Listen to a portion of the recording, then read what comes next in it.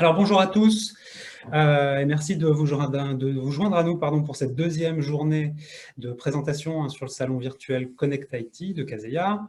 Alors comme hier, nous allons tenter de résumer les temps forts de cette nouvelle journée pendant à peu près 2 heures et en français. En deuxième partie de cette session, vers 16h30, on parlera bon plan, puisque Bertrand Bévalet, qui est avec nous, nous dévoilera les 5 best practices de la documentation IT. Mais nous allons commencer tout de suite par vous parler de l'état de choc qui caractérise le marché de l'IT, à savoir son impuissance face aux cybermenaces. Un sujet qui est revenu à de nombreuses reprises aujourd'hui dans les différentes présentations, si vous avez eu l'occasion de les suivre en anglais. Dans l'état actuel de l'industrie du piratage, qui représente, si je ne me trompe pas, plus de 3700 attaques chaque seconde dans le monde, les entreprises sont démunies, les DSI angoissent. Alors, en partant du contexte des US, qui est le pays le plus ciblé aujourd'hui par ces attaques, qui est le pays aussi où l'innovation des hackers est la plus rapide, nous vous proposons aujourd'hui d'analyser la situation en Europe. Voilà. Pour nous aider à y voir un petit peu plus clair, j'ai le plaisir d'interviewer aujourd'hui Pedro Sousa, que vous avez déjà pu écouter hier et qui est le président du groupe Plénitude. Donc bonjour Pedro. Bonjour Quentin, c'est un plaisir d'être là avec vous aujourd'hui. Alors Pedro, pour commencer, quel est selon toi le principal défi de sécurité dans nos organisations en 2020 ? Alors, la journée était très intéressante. On a suivi pas mal il y avait pas mal de séances sur la cybersécurité entre aujourd'hui et un peu aussi hier, parce qu'hier on n'a pas parlé de sujet. Et je pense que, je dirais presque sans aucun doute, le maillon faible actuellement, c'est l'utilisateur final. Il faut comprendre que nous ne sommes pas face dans beaucoup de cas, à des problèmes logiques, mais plutôt à des questions qui relèvent plutôt du psychologique. Et sous cet aspect, les équipes techniques sont souvent assez démunies, parce que le psychologique, c'est pas leur fort. Ils sont sur des questions logiques au quotidien. La première chose qu'il faut intégrer, c'est que le hacking, c'est une industrie. C'est un métier, c'est un vrai business, un énorme business. Et les nouvelles organisations de cyberhacking fonctionnent, je vais donner un exemple, fonctionnent un peu comme une entreprise marketing. Enfin, elles envoient à nos utilisateurs des emails, par exemple, un email qui a l'air d'être un vrai, un peu comme une pub, des fois. Et si vos utilisateurs finaux ne connaissent pas les pièges et ne savent pas à quoi rester attentifs, il est très facile de cliquer sur un lien présent dans cet email et voilà, c'est parti. Votre utilisateur peut même être au courant qu'il ne devrait pas cliquer, mais il le fait. Il le fait parce qu'il est pressé, il le fait parce qu'il se précipite. En plus, actuellement, avec tout ce contexte autour du Covid, le niveau émotionnel de la plupart d'entre nous n'est pas totalement équilibré tout au long de la journée. Et ça, c'est encore plus, ça s'aggrave encore quand nos utilisateurs, nos collaborateurs sont en mode télétravail. Bon, la pratique avec le télétravail, il y a pas mal. Il y a une très simple, c'est que moi, je reçois un email, je suis au bureau, je vais me lever, un email d'un de mes collègues, je vais me lever, je vais marcher au bout du couloir et je vais demander si cette information est vraie ou pas. Quand je suis en télétravail, je n'ai rien de tout ça. Voilà. Donc, c'est beaucoup plus simple de cliquer, de se précipiter. Ce n'est pas facile de valider que quelqu'un dans l'organisation lui a envoyé un email demandant des fois des informations confidentielles, de faire un virement bancaire, ainsi de suite. Conclusion, les utilisateurs sont bien aujourd'hui le maillon faible de nos organisations aujourd'hui en 2020 et probablement pour les années à venir. Alors justement, tu parles d'utilisateurs. Il y a un endroit assez dangereux pour eux, dont on entend très souvent parler, mais qui finalement est encore un peu méconnu, c'est le dark web. Alors le dark web, pour toi, c'est quoi exactement? Est-ce que moi, par exemple, moi-même, est-ce que je peux y accéder facilement? Alors, tout le monde peut accéder assez facilement au dark web, ça n'exige pas des compétences techniques époustouflantes. Euh, enfin, à partir du moment où on sait que les utilisateurs finaux sont clairement identifiés comme le maillon faible de la sécurité dans nos organisations, les escroqueries se multiplient facilement en passant par le phishing, par le vol de mots de passe qui peuvent être faibles. Et ce qui se passe, c'est que les identifiants et les mots de passe de nos utilisateurs vont se retrouver sur le dark web. Quand on dit qu'ils vont se retrouver sur le dark web, ça veut dire que sur le dark web, il y a l'équivalent des Amazon, des eBay, euh, et donc des sites web dont le métier, c'est de vendre des choses, dont des données de nos utilisateurs, de nos organisations. Donc, il faut comprendre qu'un cybercriminel, enfin, le monde du cybercrime, c'est un monde assez organisé. Il s'organise, par exemple, je donnerai un exemple qui, je pense, parle un peu à tout le monde. Prenons le cas d'une agence marketing. Il y a différents types de métiers au sein d'une agence marketing. Pour schématiser très vite, vous avez ceux qui collectent de la donnée, il y a aussi ceux qui la vendent. Et il y a plein d'autres métiers au milieu, mais dans les deux bouts, il y a une collecte de données et il y a une vente de données. Avec les cybercriminels, c'est exactement la même chose. Certains d'entre eux sont extrêmement forts à pirater, que ce soit sur les sites web, que ce soit sur des entités gouvernementales, que ce soit pour aller collecter des identifiants et des mots de passe. C'est ce qu'ils savent faire et ils ne veulent rien faire d'autre. Et donc, ils n'ont pas nécessairement l'expertise pour monétiser ces données. Donc, c'est à cet instant que le dark web est utile et cette organisation est utile parce qu'on va trouver sur le dark web ceux qui savent vendre. Et donc, à ce moment-là, bienvenue sur dark web et bon courage. Et merci pour l'invitation. Évidemment, je ne suis pas sûr de vouloir y aller. Alors, admettons, un hacker a récupéré mon mot de passe à cause d'un email de phishing que j'ai pas su détecter, enfin, que j'ai pas su repérer. Qu'est-ce qui se passe ensuite sur le dark web?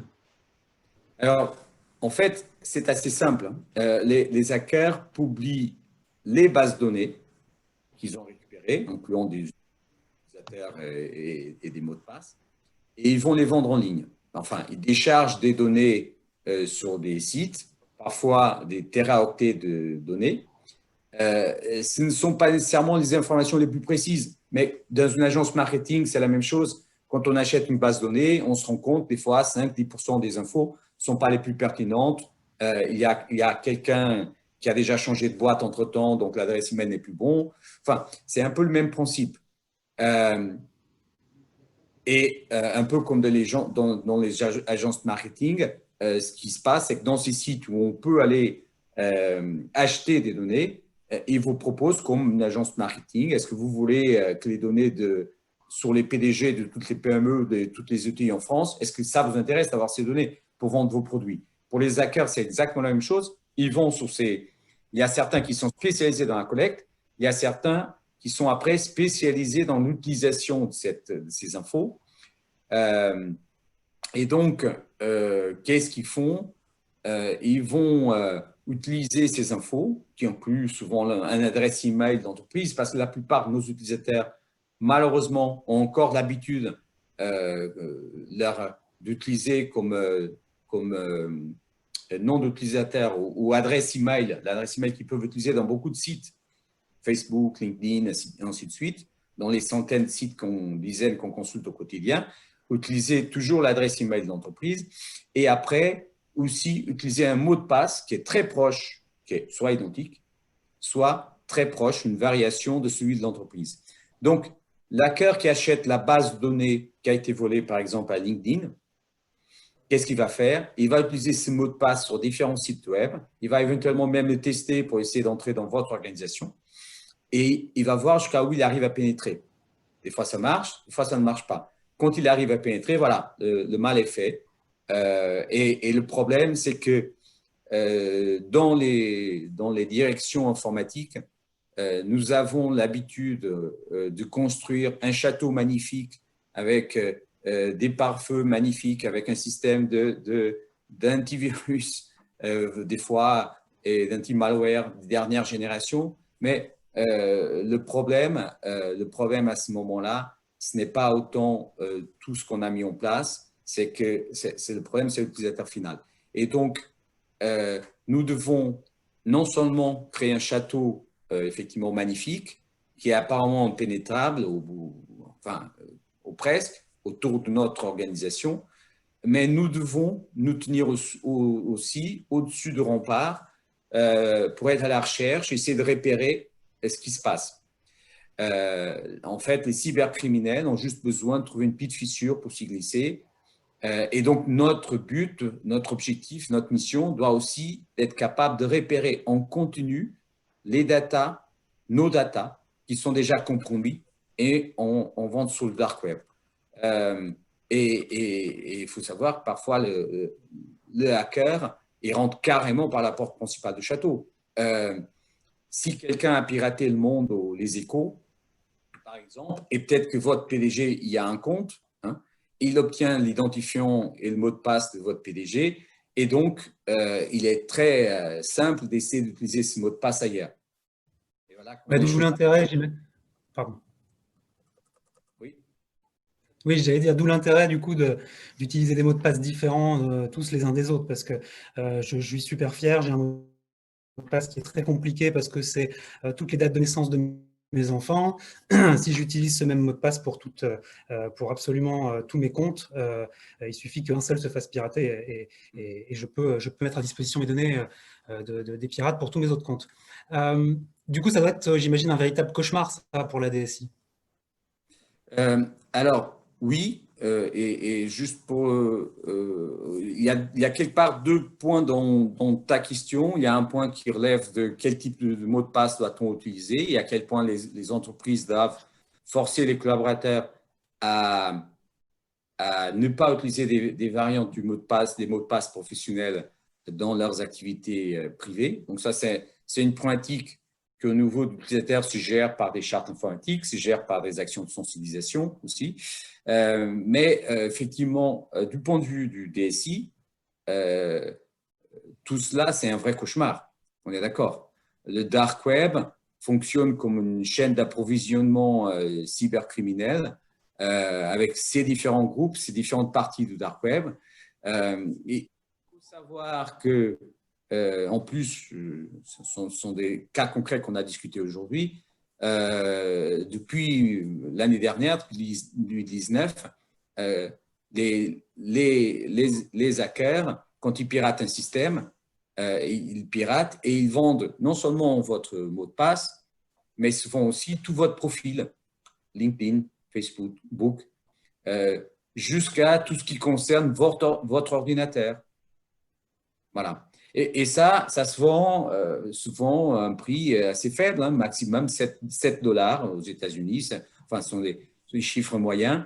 Et avec $7, je peux avoir énormément d'informations sur quelqu'un qui est critique au sein d'une société et faire du ciblage dans mon activité d'hacking auprès de cet utilisateur et cette société.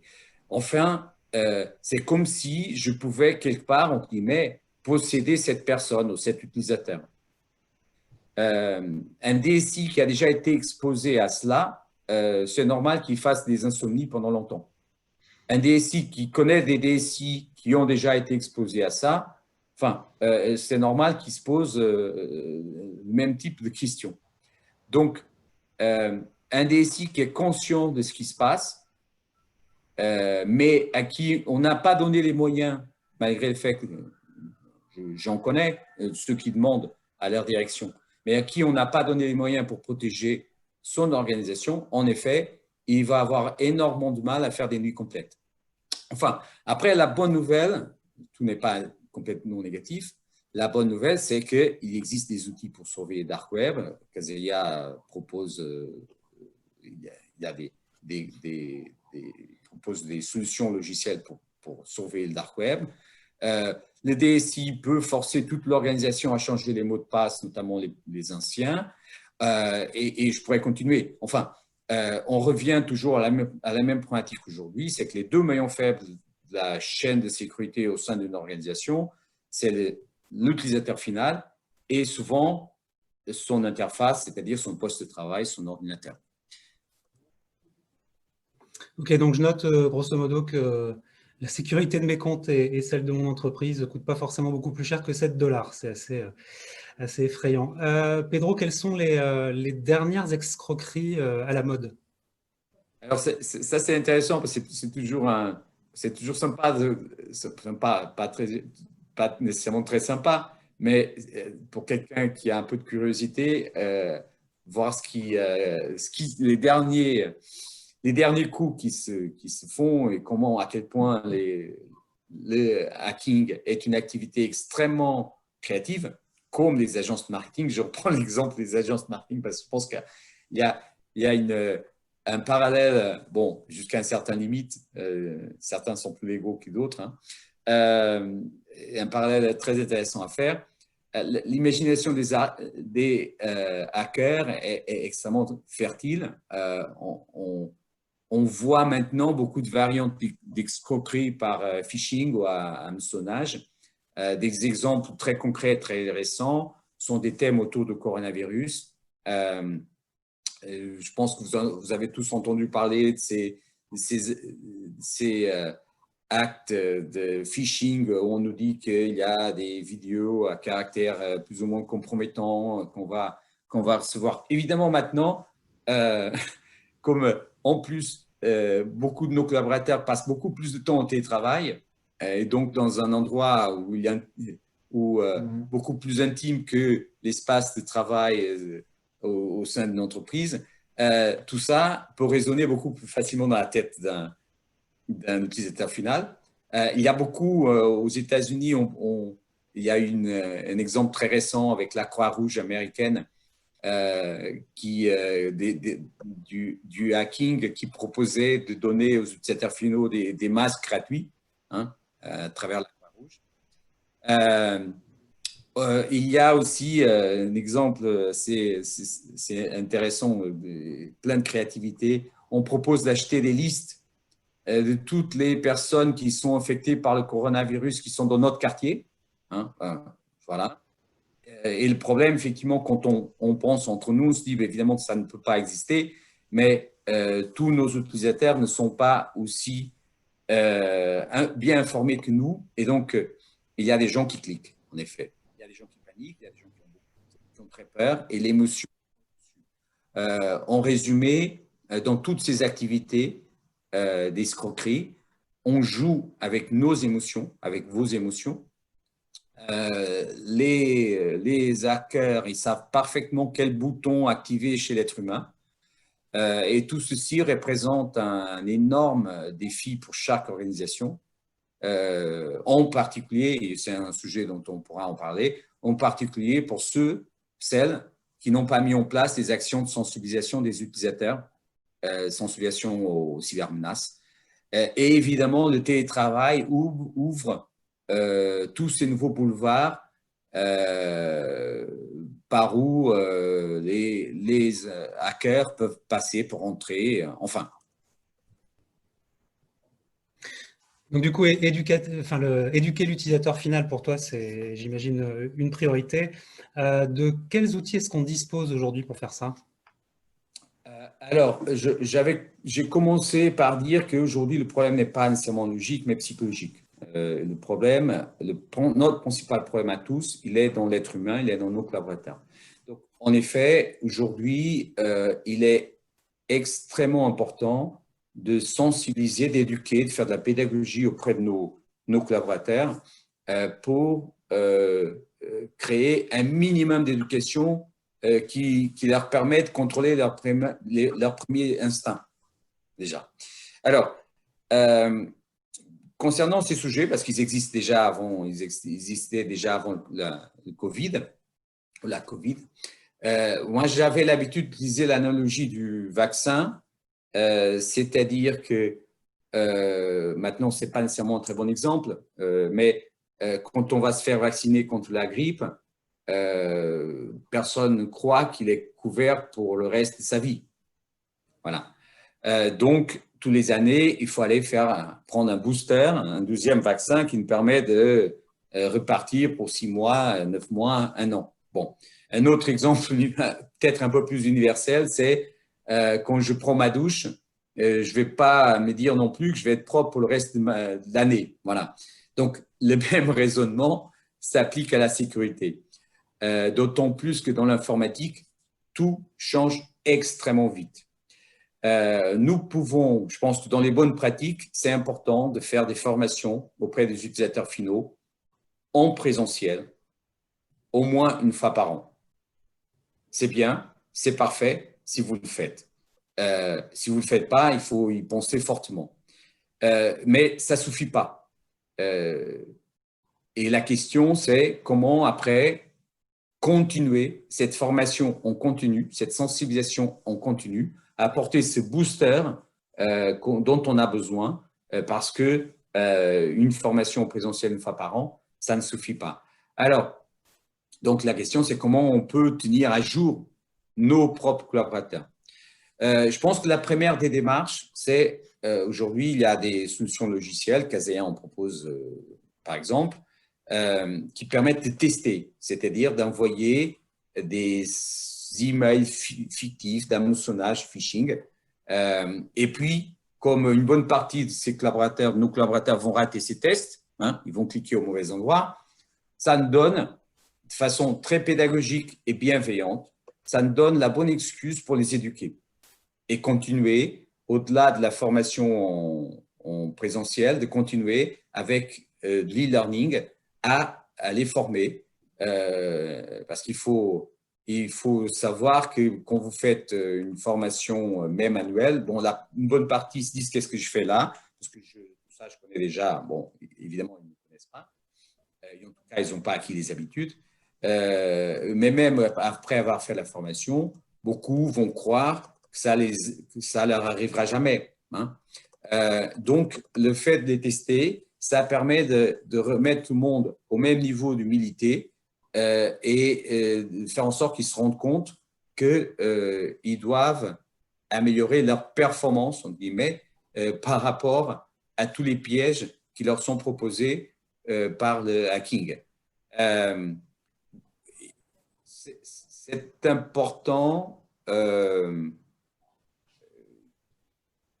ces tests et les formations qui doivent suivre en mode e-learning évoluent parce que les stratégies de hacking sont en train d'évoluer en permanence. Ce qui était vrai en janvier dernier n'est plus vrai aujourd'hui au mois de septembre. Entre-temps, enfin, là, c'est un exemple dramatique, mais qui a vu la Covid arriver et qui a vu venir la démocratisation du télétravail? Personne. Donc, ça change en permanence. Donc, on se doit d'avoir un plan de formation, de sensibilisation qui est récurrent. Et donc, les simulations de phishing sont des outils d'aide à cette formation pour sensibiliser les utilisateurs qui sont très importants. Chaque fois que quelqu'un clique sur un lien, après avoir reçu un email fictif qui est envoyé par nous-mêmes, vous savez qu'il a besoin de formation et quand on lui dit, il est obligé de se rendre compte qu'il a besoin de formation. Par contre, et ça c'est extrêmement important, il ne faut surtout pas donner l'impression aux équipes qu'ils devraient avoir honte d'avoir été pris au piège. Il faut le faire de façon bienveillante, c'est une occasion de formation, c'est tout. Et de notre point de vue, de celui de la direction aussi, de votre point de vue, vous savez ainsi où se trouvent vos risques au sein de vos équipes. Si vous sensibilisez vos utilisateurs, vous pouvez aussi acter la co-responsabilité des collaborateurs. Et changer la charte informatique, l'adapter aux réalités d'aujourd'hui est extrêmement important. Il faut que les utilisateurs se sentent co-responsables, responsables de leur comportement et co-responsables par rapport à l'impact que leur comportement peut avoir sur l'organisation pour laquelle ils travaillent. Donc, on a bien compris que la première brèche à colmater, c'est le manque de formation de l'utilisateur. On a bien compris aussi que tu recommandes de prendre une douche par jour, si je ne me trompe pas. Quels sont les autres grands défis pour les DSI cette année et pour celles qui arrivent également après? Alors, c'est une très bonne question. Je pense qu'actuellement, les autres défis, les autres grands défis sont ou restent, je dirais restent, le télétravail massifié. On n'est pas encore vraiment prêt. On est parti à toute vitesse au télétravail, mais la plupart des organisations ne sont pas vraiment prêtes pour le gérer en toute sécurité. L'autre grand défi, c'est que de plus en plus, les hackers ne font plus de l'envoi massif d'emails. Il y a aujourd'hui entre 1 et 2% des attaques qui sont les attaques ciblées. Ils cherchent une personne en particulier au sein d'une société. Ils vont bien comprendre quel est le profil de la personne. Ils vont faire une attaque le plus personnalisée possible avec des contenus extrêmement personnalisés. Et ça, c'est un vrai défi. Parce que quand quelqu'un récupère l'info sur Facebook, que j'adore l'hippisme, et il connaît le nom de ma sœur, et il fait en sorte de m'envoyer un email de ma sœur en parlant d'un centre hippique qui a ouvert à côté de chez moi, la probabilité que j'ouvre cet email et que je clique sur le lien est extrêmement forte. Et éventuellement le troisième grand sujet, éventuellement, non certainement, le troisième grand sujet, sont les budgets informatiques et les ressources. Il y a une crise, les budgets n'augmentent pas, les ressources n'augmentent pas. Par contre, nous sommes face à une augmentation exponentielle des attaques. Et donc, c'est extrêmement compliqué pour beaucoup de sociétés de faire face à tout ça. Notamment quand ils continuent à utiliser les mêmes méthodes qu'avant. Et le problème, c'est que les méchants, entre guillemets, le savent. Et donc, ils vont nous cibler en fonction de ces difficultés. Les attaques par rançon ont augmenté de plus de 400% par rapport à avant la Covid. Aujourd'hui, un email sur deux qui circule sur le web, il est soit indésirable, un email indésirable, soit c'est une attaque de phishing, soit c'est un virus. Okay? Et les DSI, malheureusement, ils doivent gérer cette nouvelle réalité avec le même budget qu'avant, et ceci dans le meilleur des cas. Parce que pour beaucoup, la crise a fait en sorte que leurs budgets ont été réduits. Même dans les métiers qui s'en sortent bien, si les DSI ne sont pas en mesure d'éduquer ou de sensibiliser leur direction générale pour libérer davantage de ressources supplémentaires, leur vie peut vite devenir un cauchemar. Alors justement, en parlant de budget et de ressources informatiques, est-ce que tu as des conseils à donner? On a tous vécu, à partir du mois de mars, en Europe en particulier et en France, une demande accrue des services informatiques, d'abord pour les accès à distance et dans un deuxième temps aussi pour certains d'entre nous par rapport à l'augmentation des cyberattaques. Les budgets informatiques autour de la sécurité sont aujourd'hui quelques centimes jusqu'à ce qu'il y ait une attaque réussie, pardon. Et puis, tout à coup, les DG commencent à dépenser des fois des fortunes. Bon. Et dans certains cas, ce n'est pas le cas, hein, mais ça arrive, je l'ai vu à plusieurs reprises. Donc, il est impératif que les DSI éduquent leur direction. La cible privilégiée des actions de sensibilisation avant les utilisateurs finaux, c'est la direction générale, c'est l'équipe dirigeante.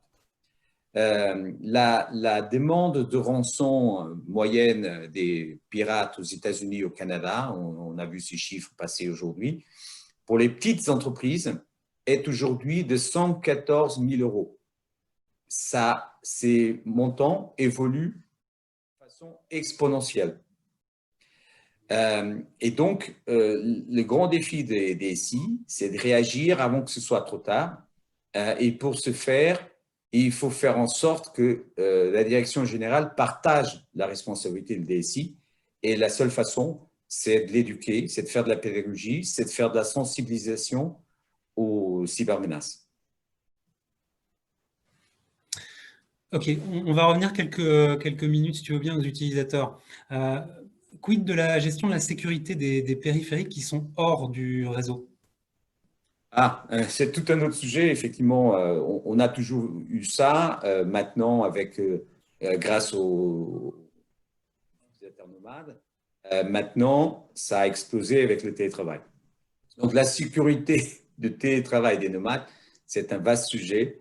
Je pense que nous pourrions en discuter pendant des heures. On n'a pas, donc je vais essayer d'aller très vite. Euh, je vais essayer de te dire ce que nous savons avec certitude, notamment quand je constate le débat aux États-Unis. Bon, premier point, les collaborateurs travaillent à distance, ça tout le monde le sait, mais pas toujours sur le matériel professionnel et de l'entreprise. Ce qui signifie que ce soit, je parle de l'ordi portable, mais je peux parler ici des téléphones, des smartphones avec lesquels on accède à énormément de choses aujourd'hui. Ça signifie que la plupart du temps, ils ne sont pas derrière un réseau privé virtuel, un VPN, pour entrer dans beaucoup d'applications du réseau. Que ce soit du réseau interne de l'entreprise, mais toutes les applications SaaS et autres, qui ne passent même plus sont même plus logées derrière un pare-feu. En tout cas, un pare-feu sécurisé par l'entreprise. Si vous n'avez pas une configuration cloud sécurisée, la première chose qu'il faut faire, c'est qu'il ne faut pas donner, vous ne voulez pas qu'un ordinateur domestique d'un collaborateur fonctionne sur le bureau à distance. Si vous n'avez pas coupé ces pratiques jusqu'à présent, il faut le faire maintenant, désactiver tous les bureaux à distance. D'ailleurs, j'entendais des commentaires aujourd'hui aux États-Unis, c'est une recommandation du FBI de désactiver tous les RDP. Ils ont, aux États-Unis, il y a plusieurs groupes chinois qui attaquent régulièrement, spécifiquement les RDP. Je pense qu'en France, il y en a un petit peu aussi. En tout cas, nous, en interne, par rapport à nos clients, c'est un travail qu'on a fait il y a un bon moment. Voilà, et on ne parle même pas des ports habituels. Quand ils attaquent, ils scannent tout à la recherche de tout port habituel, tout port soit ouvert. Et donc, la seule solution, c'est d'arrêter les RDP. Alors, il faut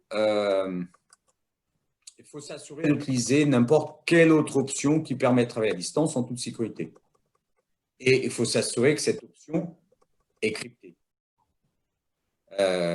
Et il faut s'assurer qu'il n'y a pas de porte supplémentaire d'accès au réseau. Voilà. Donc, le VPN, c'est un outil classique, mais qui fonctionne encore aujourd'hui assez bien. Bon. Après, il y a l'autre problématique des ordinateurs domestiques, c'est qu'ils ne correspondent pas à nos normes de sécurité. Donc, soit vous êtes capable de couper ces utilisations d'ordinateurs qui ne suivent pas vos normes professionnelles, on le sait tous, ils sont peut-être déjà infectés par des virus, les enfants peuvent jouer dessus. Donc, si on se doit d'accepter ces ordis domestiques, il faut les patcher, il faut mettre des patchs de sécurité, il faut les inclure dans notre stratégie de support comme les ordinateurs professionnels. Sinon, on joue avec le feu. Pour aller un peu plus loin, Pedro, admettons, on respecte tes recommandations, mais même avec les meilleurs moyens, l'erreur étant humaine, une attaque réussie. Bon, comment est-ce que je peux, moi, protéger mon organisation de la coupure de service pure et simple, d'une coupure informatique? Est-ce qu'il y a un plan B? Qu'est-ce qu'il y a quoi de neuf dans ce domaine actuellement? Alors, il y a beaucoup de choses qui restent, où les règles d'art n'ont pas changé, en tout cas pas radicalement. La sauvegarde doit toujours être robuste. Le focus sur la récupération après sinistre reste essentiel.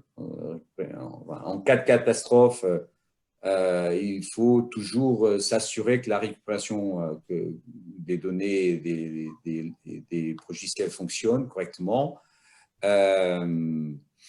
Je dirais que s'il y a une exigence critique qui est plus récente, dont on parle beaucoup aujourd'hui, c'est d'avoir un système qui automatise les tests de sauvegarde.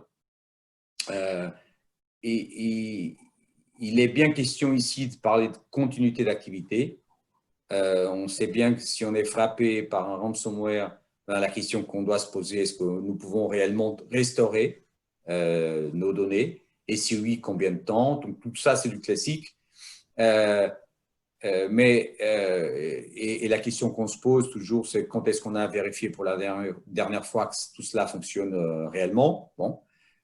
Et moi, je ne parle pas le départ n'est pas sur obtenir un email disant que la sauvegarde s'est bien passée, parce que ça, c'est très classique, on l'a partout. La question est plutôt d'être sûr qu'on a vraiment fait des tests, qu'on a vraiment redémarré des images et qu'on est capable de restaurer l'ensemble. Bon. Le bon moment pour faire une simulation d'incendie, ce n'est pas pendant l'incendie. Donc, il est extrêmement important, si on veut gagner du temps, d'ailleurs, ça rejoint une pratique d'hier, c'est que un de nos objectifs, c'est de faire en sorte que les DSI, les équipes, passent moins de temps sur le maintien en condition opérationnelle et se dédient plus de temps à tout ce dont la direction générale demande, c'est-à-dire d'évoluer sur la transformation digitale. Si on passe notre temps à faire, nous, manuellement, des tests de restauration, évidemment que c'est très chronophage. Donc, il faut avoir un système qui automatise ces tests de sauvegarde. Et à ce moment-là, on va avoir droit à la tranquillité d'esprit pour donner l'exemple que j'ai donné tout à l'heure, pour bien dormir toute la nuit et être bien au chaud dans le cas où l'enfer nous tombe dessus. Alors, depuis tout à l'heure, depuis le début de cette discussion, tu nous parles de tout un tas de bonnes pratiques à mettre en œuvre pour limiter comment dire, la surface d'attaque dans l'entreprise. Mais au-delà de la méthode, est-ce qu'il existe des outils qui peuvent m'aider, moi DSI, en termes de solutions informatiques? Alors, Quentin, cette question est bien posée et très ciblée parce qu'évidemment, je suis obligé de te dire que c'est le rôle de Kaseya. Hein. C'est le rôle de Kaseya de nous aider, de vous aider à faire plus avec moins. Je pense qu'avec Kaseya, nous avons et tout l'écosystème autour, nous avons la short list des outils et des process que toutes les équipes IT devraient avoir. Cela s'applique pour que ce soit de la prévention, détection et l'intervention de rémédiation. Ça s'applique aussi pour la gestion et l'automatisation de la sécurité informatique centralisée.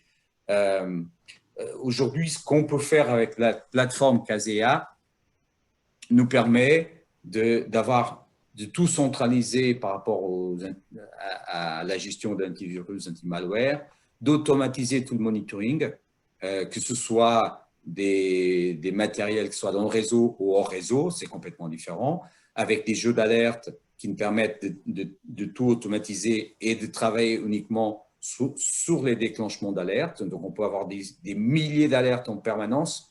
Et donc, les systèmes fonctionnent pour nous, travaillent pour nous gratuitement. En fait, Kaseya devient notre meilleur collaborateur au sein de l'équipe informatique, un collaborateur qui ne prend pas de vacances, qui n'est jamais malade, et qui fait du 24/7 et qui, bon, je rigole un peu, mais qui ne se plaint pas, voilà, et qui ne va pas nous demander une augmentation non plus.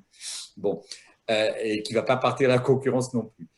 Et donc, je parlais d'automatiser le monitoring, mais ça nous permet aussi d'automatiser tous les patchings de sécurité, éliminer les vulnérabilités, faire des mises à jour logicielles, que ce soit de confort ou d'évolution d'évolution de fonctionnalités. Il nous permet d'automatiser énormément de tâches en termes d'optimisation, d'appliquer tout type de script. C'est un outil extrêmement sécurisé pour la prise en main à distance. Ça nous permet de faire de la résolution automatique de certains types d'incidents. Ça nous permet de faire du self-service, très important, là aussi. Ça nous permet de, et ça c'est très important parce que je fais un clin d'œil à ce dont Bertrand va parler tout de suite après, ça nous permet de documenter et sécuriser toute cette documentation, incluant les mots de passe en mode encrypté, qui sont souvent dans la tête de nos équipes techniques, uniquement ou partiellement que dans la tête des équipes techniques. Ça nous permet de faire en sorte que les équipes techniques n'ont plus accès aux mots de passe, que quand ils ont besoin de les utiliser, et les utilisent en mode encrypté, ils ne voient pas ces mots de passe. Hein, c'est un élément extrêmement important aussi. Ça nous permet même de donner, on parlait tout à l'heure de VPN, ça nous permet même de donner accès à distance à travers Kaseya pour quelqu'un qui travaille à distance, en télétravail. Ça nous permet même de donner accès à ces outils au sein de la société. Et tout ça, je dirais encore, tout ça en garantissant, par exemple, un niveau de sécurité très important, par exemple avec l'authentification multifacteur pour tous ceux qui accèdent à nos systèmes. Ça nous permet d'aller faire des enquêtes de satisfaction de façon automatique aussi auprès des utilisateurs finaux. Et dernier point, ça nous permet d'avoir des reportings en temps réel, pas la peine de rester la nuit à préparer le reporting pour le lendemain pour le Comex Group, et de donner des tableaux de bord, des dashboards à notre direction, à nos équipes techniques, qui leur permettent de surveiller en permanence les indicateurs, les KPI qui sont les leurs, qui les intéressent à eux. Et tout ça, une fois que c'est paramétré, voilà, on n'a plus rien à faire. Il n'y a plus d'intervention humaine, uniquement pour améliorer éventuellement. Donc, tout ça sont des choses que on peut faire avec Kaseya et qui nous aident à faire plus, avec moins d'efforts de notre côté, des équipes techniques, et à libérer du temps au DSI pour aller après, pour pouvoir consacrer à des sujets qui sont extrêmement critiques et stratégiques pour leur société, comme la transformation digitale. Voilà, en résumé, tout ce qui peut être fait par un outil centralisé intégré comme l'environnement Kaseya. Je terminerai juste avec un petit mot. Aujourd'hui, nous avons deux maillons faibles au sein de la sécurité des entreprises, sur le poste de travail et l'utilisateur lui-même. L'écosystème Kaseya est particulièrement bien placé pour aider les DSI en interne ou les prestataires informatiques à travailler, à faire des sauts qualitatifs extrêmement importants sur ces deux domaines. Voilà. Ok. Alors, en ce qui me concerne, j'ai posé toutes mes questions qui, comme vous l'avez vu, hein, sont complètement improvisées, on est d'accord. Ce que je vous propose maintenant, c'est de passer aux vôtres. Vous en avez peut-être. On vous laisse la parole.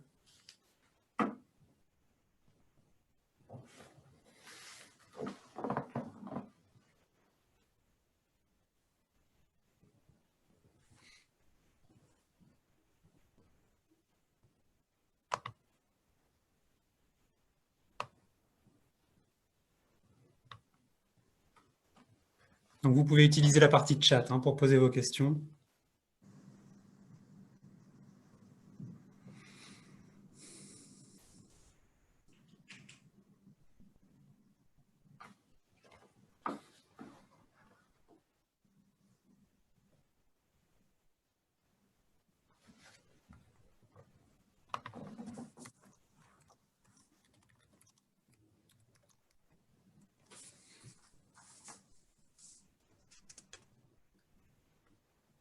Oui, Bertrand, Pedro, tu parlais tout à l'heure de la partie phishing et tu disais il serait intéressant de faire une fois par an des piqûres de rappel à l'ensemble des utilisateurs d'une entreprise. Comment ça se passe? Ce sont des séances plénières? C'est des webinars? Comment ça se passe dans l'univers? J'imagine que c'est l'univers ID Agent. Ok. Alors, il y a plusieurs. On travaille concernant la sensibilisation des utilisateurs. Il y a trois, voire quatre grands composants. Bon. D'abord, on conseille toutes les entreprises de revoir, soit rédiger une charte informatique s'ils n'ont pas, soit la revoir. C'est extrêmement important pour responsabiliser les collaborateurs et assurer une conscience collective des risques liés à l'informatique et notamment aux cybermenaces. Donc ça, c'est le premier point. Deuxième point, concernant les actions de sensibilisation, il y a deux volets. Il y a un volet en présentiel. On considère encore que c'est très important de faire de présentiel parce que ça génère beaucoup plus de débats et ça augmente considérablement les prises de conscience. Et là, on propose des groupes relativement petits, au maximum 15 personnes à la fois, pour pouvoir être vraiment en mode interactif. Et ça peut se faire une fois par an, voire 2 fois par an, s'il y a des changements radicaux. Comme là, cette année, avant Covid et après Covid, c'est un autre monde, quoi. Bon. Ensuite, il y a tout ce qu'on peut faire en mode e-learning. Et là, il y a deux composants. Il y a des actions de sensibilisation. On peut mettre à disposition, il y a des outils qu'on utilise pour beaucoup de nos clients qui nous permettent de mettre à disposition des collaborateurs un parcours en e-learning avec quelques vidéos qu'ils doivent suivre. Et en même temps, dans le même outil, on peut faire des tests fictifs des phishing. Donc, on prépare des tests. On a toutes des bibliothèques assez conséquentes de types de tests qu'on va après envoyer à l'ensemble des équipes. Et après, l'outil lui-même nous permet de voir qui a cliqué où.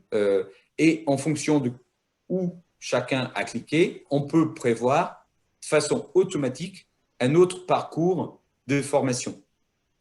Voilà.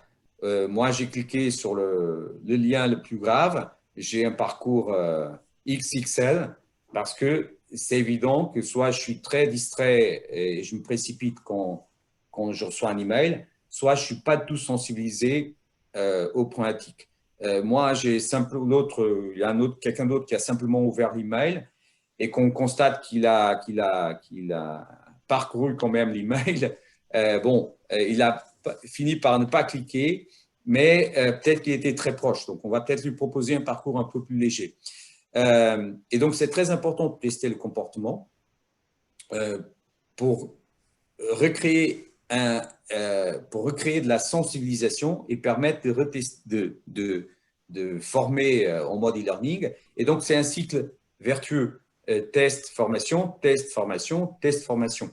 Voilà. Et donc, en conclusion, il y a ces 4 grandes étapes, la charte informatique, la formation en présentiel et le cycle test e-learning, test et e-learning qui sont très efficaces. Hein. Toutes les statistiques on démontrent qu'après 3-4 séances de test et e-learning, les niveaux de taux de clic se réduisent extrêmement. Okay? Il faut savoir, il y a une statistique qui est très importante aujourd'hui, plus de 90% des incidents de sécurité sont provoqués par une erreur humaine, dont les clics, comme on veut un droit, sont un test phishing. Donc, voilà. Est-ce que j'ai répondu à ta question? Oui, tout à fait. Merci beaucoup. Pedro, il y a une question de Monsieur Laval qui demande comment interdire du RDP quand on a un grand nombre d'applications métiers qui tournent sur ce type de plateforme? Ah, eh oui. Après, il y a la théorie, il y a le monde réel.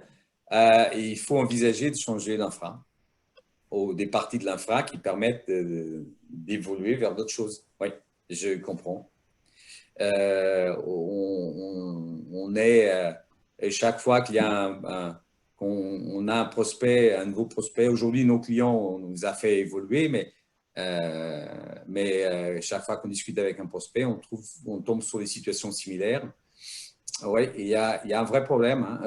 Aujourd'hui, l'RDP, c'est pour le hacker qui joue la pénétration, hein, je ne parle pas de phishing, l'activité principale, c'est s'adresser aux RDP. Bon, après, il faut définir une stratégie qui permet à terme, au progressivement, de faire en sorte de s'en passer.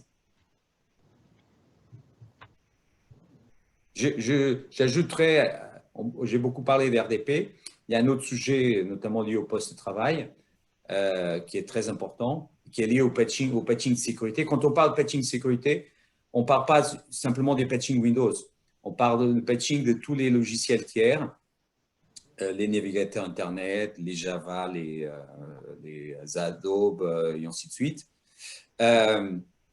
qui tournent sur nos ordinateurs et qui ont besoin d'être patchés. Chacun de ces logiciels, c'est une porte ouverte.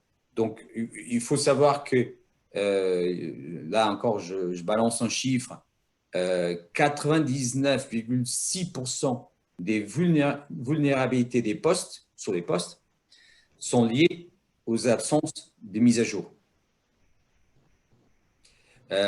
Donc, patcher les postes sur Windows et tous ces logiciels tiers, ce n'est pas une option.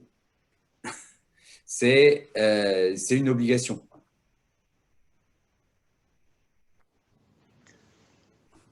Comment votre solution gère d'une manière efficace les données non structurées?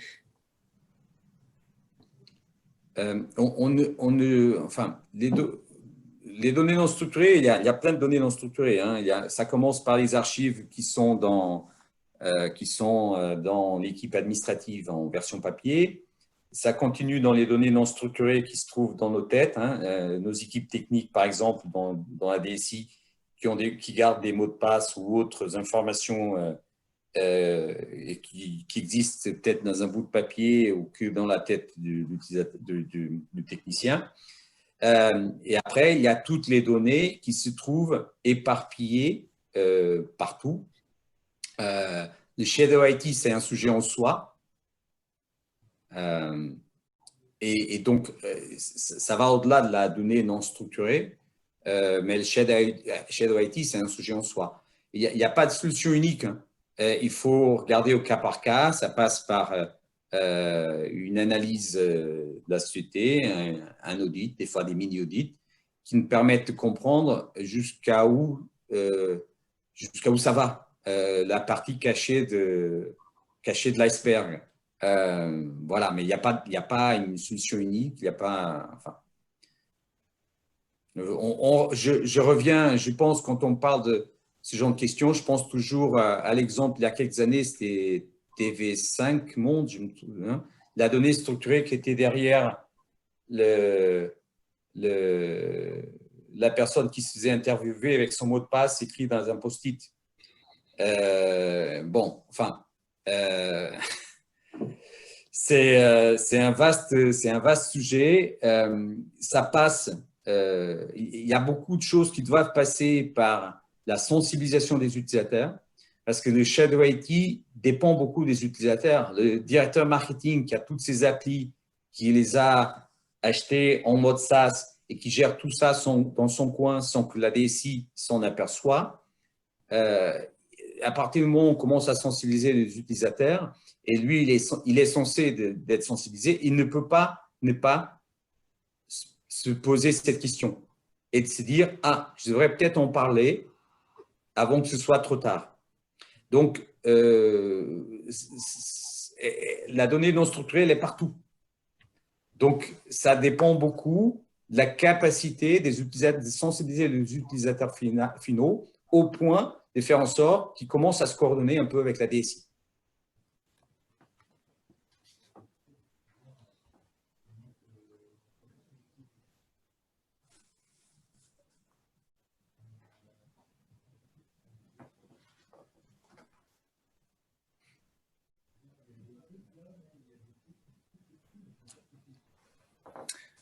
On a une autre question, Pedro. Quelle est la tendance aux USA, puisque nous sommes toujours 5 à 10 ans en retard, concernant les bureaux virtuels versus les postes de travail qui impliquent des patchs, l'obsolescence, l'utilisation perso?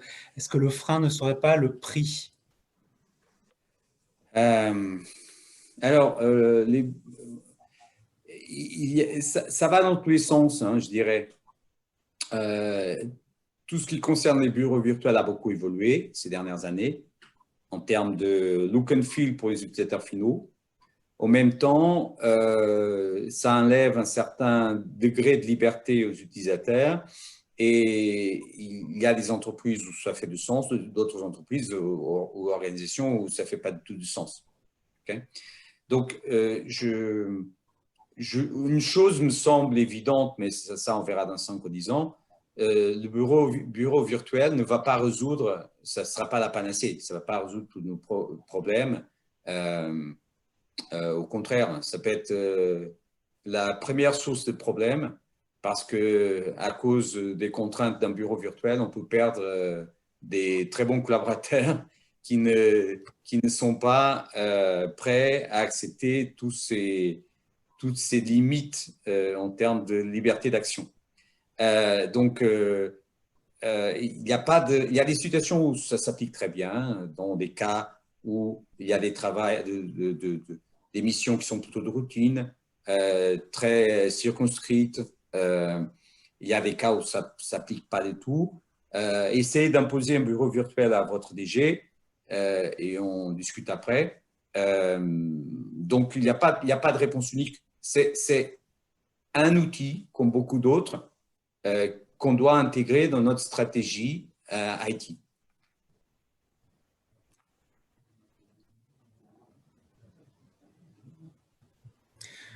On nous demande si la solution est conforme par rapport au RGPD. La solution Kaseya, oui.